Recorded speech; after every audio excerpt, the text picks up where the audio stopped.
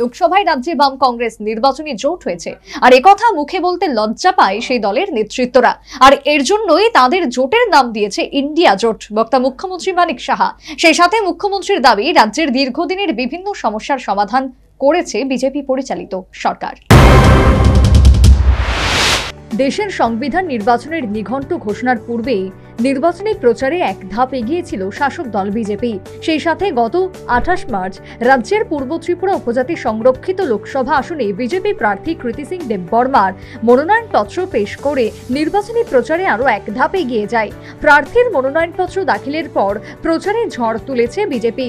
সোমবার বিজেপির প্রার্থীর সমর্থনে করবুক বিধানসভার অন্তর্গত করবুক আশ্রম স্কুল মাঠে নির্বাচনী জনসভা অনুষ্ঠিত হয়। উপস্থিত ছিলেন বিজেপির স্টার ক্যাম্পেইনার মুখ্যমন্ত্রী ডক্টর মানিক সাহা, মন্ত্রী টিঙ্কু রায়, শুক্লাচরণ নোয়াতিয়া, প্রার্থী কৃতি সিং দেববর্মা সহ অন্যান্যরা। নির্বাচনী সমাবেশে বক্তব্য রাখতে গিয়ে মুখ্যমন্ত্রী বিগত বাম জামানাকে অভিযোগের কাঠগড়ায় দাঁড় করান। সেই সাথে মুখ্যমন্ত্রীর দাবি, রাজ্যের দীর্ঘদিনের বিভিন্ন সমস্যার সমাধান করেছে বিজেপি পরিচালিত সরকার। সেখানে 5 একর ল্যান্ড আমরা ওনাদেরকে দিয়ে দিয়েছি, সেখানেও 100 বেডের হসপিটাল হবে। বন্ধুগণ, আপনারা জানেন যে কুম্ভীরাশ্রম আমরা বহু দেখেছি, ব্রুরিয়ান শরণার্থীদের বহু কথা শুনতাম। 23 বছর 24 বছর চলে গেল, কিন্তু তাদের খালি ওনাদেরকে নিয়ে রাজনীতিই করেছে। কিন্তু ভারতীয় জনতা পার্টি আসার পর তারপর কিন্তু তার সমাধান আমরা করতে পেরেছি। 12টা জায়গায় আমাদের সেটেলমেন্টের আমরা ব্যবস্থা করেছি। প্রায় 500 কোটি টাকা 600 কোটি টাকা আমাদের কেন্দ্রীয় সরকার থেকে তার জন্য ওনারা দিয়েছে। তো সেই দিশায় আমরা কাজ করছি। আমাদের এখানে মাননীয় প্রধানমন্ত্রীজি বারবার বলে, ওনার স্লোগানগুলো শুনবার মতো, যে reform, perform, transform and inform, এই যে কথাগুলো, যে কাজের মাধ্যমে আমাদের পরিচয়।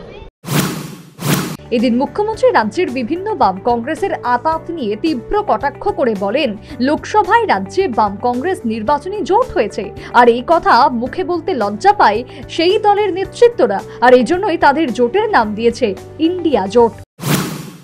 কিন্তু আমি বারবার হুঁশিয়ারি দিয়েছি, কোনো অবস্থায় আইন শৃঙ্খলা অবনতি যেন না হয়, এবং 2023-এ কোনো জায়গায় কোনো ধরনের ঘটনা ছাড়া আমরা 2023-এ আমরা ইলেকশন করতে পেরেছি। বন্ধুগণ, এর কৃতিত্ব আপনাদের কারণে, তবেই সেটা সম্ভব হয়েছে।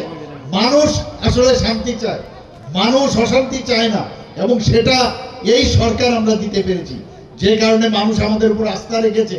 কিন্তু আমরা দেখেছি একটা অশুভ জোট, এর মধ্যে সেই জোটের কে সেই জোটে আছে কংগ্রেস এবং সিপিএম। আমার দুঃখ লাগে, বারবার ওদের বলেছি যে যাদের হাতের রক্ত এখনো তাদের হাতের রক্ত শুকোয়নি, তাদের সাথে একে অপরের হাত মিলিয়েছে। সত্যি এটা একটা দুঃখজনক ঘটনা। এবং এই ধরনের, এখন তো তারা নিজেদেরকে কংগ্রেস সিপিএম এর জোট বলে না, এখন ওদের লজ্জা হয় কংগ্রেস সিপিএম এর জোট বলতে। ওরা কি বলছে? ইন্ডিয়া জোট, ইন্ডিয়া জোট, ইন্ডিয়া। প্রসঙ্গত উল্লেখ্য, পূর্ব ত্রিপুরা উপজাতি সংরক্ষিত লোকসভা আসনে মোট ভোটার 13,95,121। এর মধ্যে 7,01,649 জন পুরুষ ভোটার। এই আসনে মোট ভোটার রয়েছেন 6,93,458 জন, আর তৃতীয় লিঙ্গের ভোটার রয়েছেন 14 জন। সংশ্লিষ্ট আসনে মনোনয়নপত্র জমা দেওয়ার শেষ তারিখ আগামী 4 এপ্রিল। এর পরদিন অর্থাৎ 5 এপ্রিল মনোনয়নপত্র স্ক্রুটিনি, আর মনোনয়নপত্র প্রত্যাহারের শেষ তারিখ 8 এপ্রিল। আগামী 26 এপ্রিল এই আসনে ভোট গ্রহণ পর্ব অনুষ্ঠিত হবে। Bureau report, news vanguard.